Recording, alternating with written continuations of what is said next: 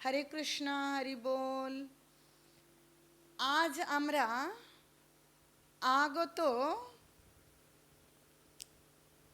পরমা একাদশী সম্পর্কে আলোচনা করব।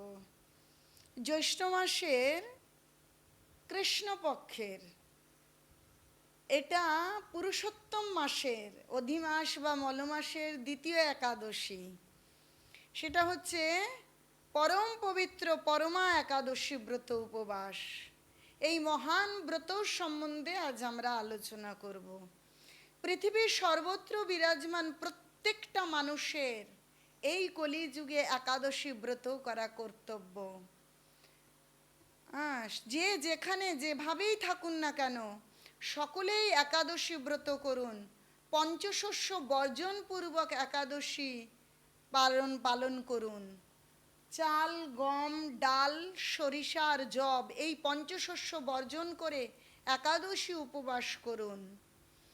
যাদের সক্ষমতা আছে তারা নির্জলা করুন, যারা নির্জলা করতে পারবেন না ফল পেয়ে করুন বা অনুকল্প পেয়ে করুন। কিন্তু এই মাসের ক্ষেত্রে যারা হবিষ্যান্ন দিয়ে এই ব্রত পুরুষোত্তম ব্রত পালন করছেন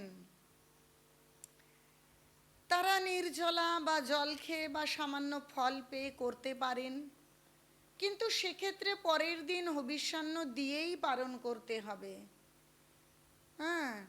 আর যারা কৃষ্ণ প্রসাদ বা নিরামিষ খেয়ে ব্রত করছেন তাদের যেভাবে যে করতে পারেন সেভাবে করবেন, কিন্তু কখনোই পঞ্চশস্য গ্রহণ করবেন না। এইভাবে একাদশী ব্রত পালন করুন। এই একাদশী ব্রত হচ্ছে ভক্তির জননী। একাদশী ব্রত পালন করলে ভক্তির জন্ম হবে, আর ভক্তি ছাড়া এই মানব জীবনের সার্থকতা নেই। মানুষ মনে করছে মানুষকে খেতে দিলে, অন্ন দান করলে, বস্ত্র দান করলে সমাজ সেবা হবে, কিন্তু সেটা করতে পারেন, সেটা ভালো। কিন্তু যদি ভক্তি না করেন, যদি ভগবানের নাম না হয়, ভগবানের ভজন না হয়, তাহলে এই মানব জীবনের সার্থকতা নেই। কারণ প্রত্যেকটা জীব আহার গ্রহণ করে, তারা ঘুমায়, তারা বাচ্চা উৎপাদন করে, কিন্তু মনুষ্য জীবনের বিশেষত্ব ভগবান নিজের মতন করে আমাদেরকে তৈরি করেছেন যাতে আমরা ভক্তি করে আমাদের এই জন্ম মৃত্যু জরাব্যাধির চক্রকে ভেদ করে আমরা ভগবানের কাছে চলে যেতে পারি, চিরতরে দুঃখকে জয় করতে পারি। আর সেটা সম্ভব ভক্তি করলে। আর ভক্তির জননী হচ্ছেন একাদশী ব্রত। তাই যে যেখানে যেভাবেই থাকুন না কেন, জাতি, ধর্ম, বর্ণ, ধনী দরিদ্র নির্বিশেষে সকলে একাদশী ব্রত পালন করুন। এই ব্রতে হরিনাম করুন, গীতা ভাগবতম অধ্যয়ন করুন। তো এই ব্রত কবে চলুন আমরা জেনে নিই। এই ব্রত 27শে জ্যৈষ্ঠ, 11ই জুন বৃহস্পতিবার। এশিয়া মহাদেশ এবং ভারতবর্ষ, পশ্চিমবঙ্গ, পৃথিবীর বেশিরভাগ জায়গায় এই একাদশী 11ই জুন বৃহস্পতিবার।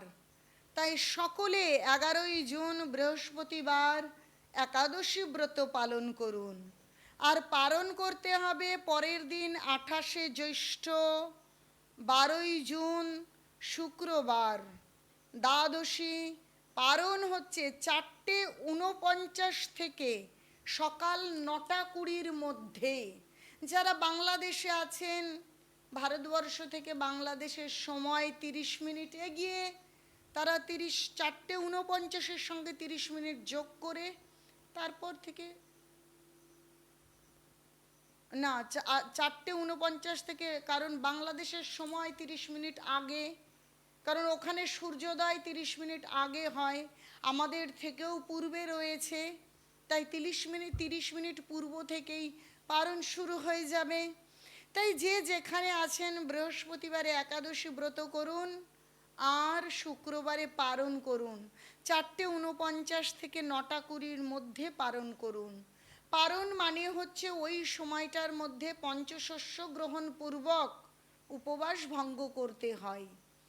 তো এইভাবে একাদশী ব্রত করুন। আগের দিন রাত্রে তাড়াতাড়ি প্রসাদ গ্রহণ করে দন্ত মাঞ্জন করে ভালো করে মুখ হাত ধুয়ে আপনারা শয়ন করুন। একাদশীর দিন তাড়াতাড়ি ঘুম থেকে উঠুন ব্রহ্ম মুহূর্তে এবং স্নান দান করে ভগবানের ধূপ প্রদীপ দিয়ে আরতি করে দিনটা শুরু করুন আর ব্রত উদযাপন করুন। পুরুষোত্তম মাস এমনি অনেক বিশেষত্ব রয়েছে। এই মাসটাই হচ্ছে ভক্তি যাজনের জন্য অনেক গুণ ফলদান করে। তো এই একাদশী, একটা একাদশী করলে 1,00,000 একাদশীর ফল আমরা পেতে পারি। তাই আপনারা সকলে যে যেখানে আছেন একাদশী ব্রত পালন করুন। চলুন আমরা জেনে নেব এই একাদশীর মাহাত্ম্য। আর এরপরেই আসবে জগন্নাথের স্নান যাত্রা এবং রথযাত্রা। পরের ভিডিওগুলোতে আমরা সেই সম্বন্ধে জানব, কিন্তু আপনারা সকলে একাদশী ব্রত পালন করুন। পরমা একাদশী। মহারাজ যুধিষ্ঠির বললেন, হে কৃষ্ণ, পুরুষোত্তম মাসের কৃষ্ণপক্ষের একাদশীর নাম কি এবং এর বিধি বা কি? দয়া করে আমাকে বলুন। শ্রীকৃষ্ণ বললেন, হে যুধিষ্ঠির, সুখ ভোগ মুক্তি আনন্দ প্রদানকারী পবিত্র এবং পাপ বিনাশিনী এই একাদশীর নাম হচ্ছে পরমা। পূর্বে বর্ণিত একাদশীর বিধি অনুসারেই এই ব্রত পালন করা কর্তব্য। এখন এই ব্রত বিষয়ে এক মনোহর কাহিনী তোমাকে বলবো। কাম্পিল্য নগরে মুনি ঋষিদের কাছে আমি তা শুনেছিলাম। কাম্পিল্য নগরে সুমেধা নামে এক ব্রাহ্মণ বাস করতেন। তার স্ত্রীর নাম ছিল পবিত্রা। তিনি অত্যন্ত পতিব্রতা ছিলেন, কিন্তু পূর্ব কর্মফলে এই ব্রাহ্মণ ধনহীন হয়ে পড়েন। ভিক্ষা চেয়েও তার কিছুই জুটত না, কিন্তু তার স্ত্রী নিজ পতির সেবা নিষ্ঠা সহকারে করতেন। গৃহে অতিথি সেবার জন্য প্রয়োজনে অনাহারে থাকতেন। স্বামীকে কখনো বলতেন না যে গৃহে অন্ন নেই। পত্নীর শারীরিক দুরবস্থার কথা চিন্তা করে ব্রাহ্মণ নিজের ভাগ্যকে দোষারোপ করতেন। একদিন পত্নী প্রিয়ংবদাকে বললেন, হে কান্তে, আমি ধনবান মানুষদের কাছেও ভিক্ষা চেয়ে পাই না। বলো এখন আমি কি করব? ধন সংগ্রহের জন্যে আমি অন্য কোথাও যেতে চাই, তুমি আমাকে অনুমতি দাও। ব্রাহ্মণ পত্নী তখন তাকে বললেন, হে বিদ্বান, এ জগতে মানুষ তার পূর্ব সঞ্চিত ফল ভোগ করে। পূর্ব জন্মের কোনো ফল না থাকলে স্বর্ণ পর্বতে গেলেও কিছু পাওয়া যাবে না। দেখুন কত বড় সত্য বলে দিল। আমরা প্রত্যেকেই আমাদের পূর্বজন্মের ফল ভোগ করছি। তাই দুঃখ আসলে সেটাকে শান্ত হয়ে সহ্য করাই কর্তব্য। আর সেই সহ্য ক্ষমতা তৈরি করবার জন্য ভগবানের নাম এবং ভগবানের নিষ্ঠা করা প্রয়োজন। ভগবানের চরণে আশ্রয়পূর্বক শক্তি তৈরি করতে হবে, যেন সমস্ত সুখে দুঃখে অবিচলিত চিত্তে সহ্য করতে পারি। দেখুন সেই কথাই এই ব্রত মাহাত্ম্যেও বলছে। যে ব্রাহ্মণ পত্নী তখন তাকে বললেন, হে বিদ্বান, এ জগতে মানুষ তার পূর্ব সঞ্চিত ফল ভোগ করে। পূর্ব জন্মের কোনো ফল না থাকলে স্বর্ণ পর্বতে গেলেও কিছু পাওয়া যাবে না। হে স্বামী, পূর্ব জন্মে আমি অথবা আপনি কেউই ধনসম্পদ ইত্যাদি কোনো কিছুই সৎপাত্রে দান করিনি। তাই আমাদের ভাগ্যে যা আছে তা এখানে থেকেই লাভ হবে। আপনাকে ছাড়া আমি এক মুহূর্তেও থাকতে পারবো না, কেননা পতিহীনাকে দুর্ভাগা বলে সবাই তখন নিন্দা করবে। অতএব এখানে যা ধন লাভ হয় তা দিয়ে দিন যাপন করুন। দেখুন বলেছে পতিহীনাকে সবাই নিন্দা করে এবং সে দুর্ভাগা। জানেন আমাদের আসল পতিকে? শুধু কি আমরা নারী আমাদেরই পতি? না, প্রকৃত স্বামী মানে প্রকৃত মালিক, প্রকৃত পতি আমরা নারী বা পুরুষ যেই বা হই না কেন, সে হচ্ছে অনাদির আদি গোবিন্দ কৃষ্ণ। আর সেই পতিকে যিনি স্বীকার করেন না, তার সত্যি তিনি দুর্ভাগা, তিনি অভাগা এবং অভাগী। তাই প্রত্যেকের ভগবানের চরণে আশ্রয় গ্রহণ করা কর্তব্য, কারণ প্রত্যেকেরই জগৎ স্বামী হচ্ছেন অনাদির আদি গোবিন্দ। অতএব এখানে যা ধন লাভ হয় তা দিয়েই দিন যাপন করুন।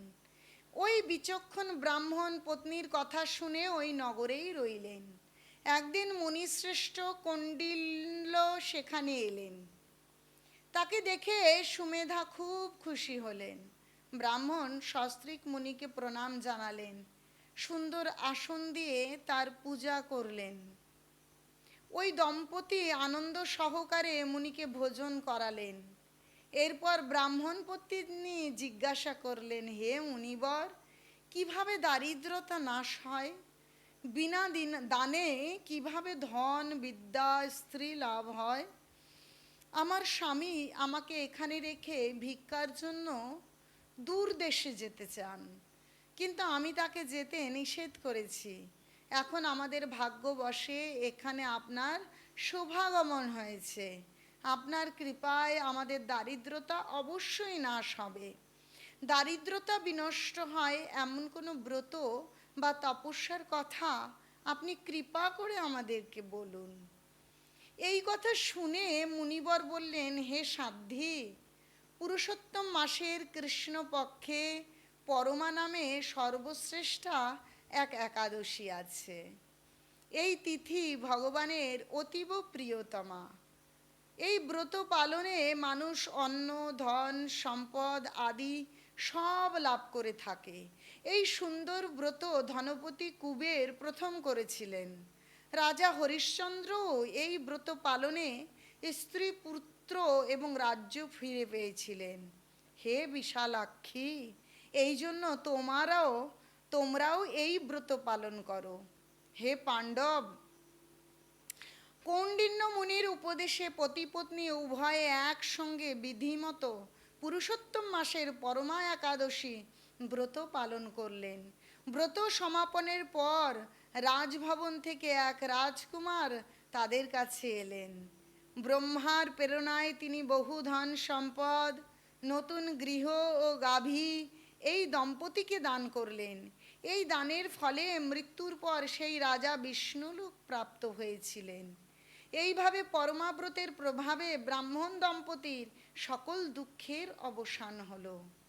যে মানুষ এই একাদশী ব্রত পালন না করেন, তিনি 84 লক্ষ যোনিতে ভ্রমণ করেও কখনো সুখী হয় না। বহু পুণ্যকর্মের ফলে দুর্লভ মানব জন্ম লাভ হয়। তাই মানব জীবনে এই একাদশী ব্রত পালন করা অবশ্য কর্তব্য। এই মাহাত্ম্য শুনে মহারাজ যুধিষ্ঠির তার আত্মীয়বর্গের সঙ্গে এই ব্রত পালন করেছিলেন। আসুন আমরা সকলে মিলে এই ব্রত পালন করি। দেখুন, এরকম অনেকেই বলবেন, তর্ক করবেন যে না খেয়ে থাকলে যদি ভগবানকে পাওয়া যেত, তাহলে অনেকেই আছেন দারিদ্রতা না খেয়ে থাকেন। দেখুন, না খেয়ে থাকা আর ভগবানকে উদ্দেশ্য করে উপবাস করা, ভগবানের নাম ভগবানের চিন্তন করে উপবাস করা দুটো এক বিষয় নয়।